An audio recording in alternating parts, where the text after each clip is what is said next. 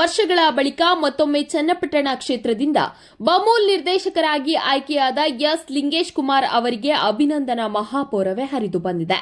ಮಾಜಿ ಸಂಸದ ಡಿಕೆ ಸುರೇಶ್ ಹಾಗೂ ಹಾಲಿ ಚನ್ನಪಟ್ಟಣ ಶಾಸಕ ಸಿಪಿ ಯೋಗೇಶ್ವರ್ ಅವರ ಕೃಪಾಶೀರ್ವಾದದೊಂದಿಗೆ ಈ ಬಾರಿ ಬಮೂಲ್ ನಿರ್ದೇಶಕ ಸ್ಥಾನಕ್ಕೆ ಆಯ್ಕೆಯಾಗಿದ್ದಾರೆ.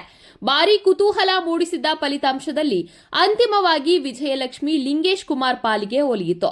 ನೂತನವಾಗಿ ಆಯ್ಕೆಯಾದ ಅವರಿಗೆ ಅಭಿಮಾನಿಗಳು ಮನೆಯ ಬಳಿಗೆ ಬಂದು ಸನ್ಮಾನಿಸಿ ಗೌರವಿಸಿದ್ರು. ಈ ವೇಳೆ ಮಾತನಾಡಿದ ಅವರು, ಗೆಲುವಿಗೆ ಸಹಕರಿಸಿದ ಮಾಜಿ ಸಂಸದ ಡಿಕೆ ಸುರೇಶ್ ಹಾಗೂ ಸಿಪಿ ಯೋಗೇಶ್ವರ್ ಸೇರಿದಂತೆ ಮತದಾರರಿಗೆ ಅಭಿನಂದನೆಯನ್ನು ಸಲ್ಲಿಸಿದ್ರು. ಏನು ನಮ್ಮ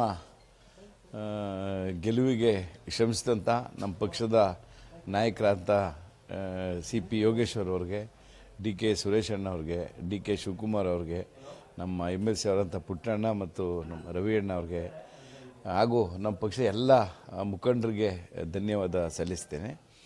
ಏನು ಈ ದಿವಸ ನನಗೆ ಅವಕಾಶ ಮಾಡಿಕೊಟ್ಟಿದ್ದಾರೆ, ಅದಕ್ಕೆ ಪ್ರಾಮಾಣಿಕವಾಗಿ ನಮ್ಮ ರೈತರು, ನಮ್ಮ ತಾಲೂಕಿನ ರೈತರ ಪರವಾಗಿ, ಹಾಲು ಉತ್ಪಾದಕರ ಪರವಾಗಿ, ನನ್ನ CEOಗಳ ಪರವಾಗಿ ಕೆಲಸ ಮಾಡ್ತೀನಿ ಅಂತ ಹೇಳ್ತೀನಿ ಸರ್.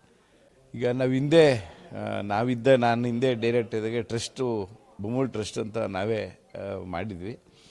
ಅದು ಇನ್ನೂ ಅದು ಹೆಚ್ಚಿನ, ಈಗ ನಮ್ಮ ರೈತರ ಮಕ್ಕಳು ವಿದೇಶ ಪ್ರವಾಸ ಹೋದರೆ ಅವ್ರಿಗೆ ಅನುಕೂಲ ಮಾಡಿಕೊಡುವಂಥದ್ದು, ಇಲ್ಲಿ ರೈತರಿಗೆ ಮತ್ತು BMCಗಳ ಇಡೀ ತಾಲೂಕಿನಲ್ಲಿ BMC ಕೇಂದ್ರ ಮಾಡುವಂಥದ್ದೆಲ್ಲ ವ್ಯವಸ್ಥೆ ಹೀಗಾಗಿದ್ದು. ಮುಂದಿನ ದಿವಸದಲ್ಲಿ ಅದ್ರ ಬಗ್ಗೆ ಕ್ರಮ ತಗೋತೀವಿ ಸರ್.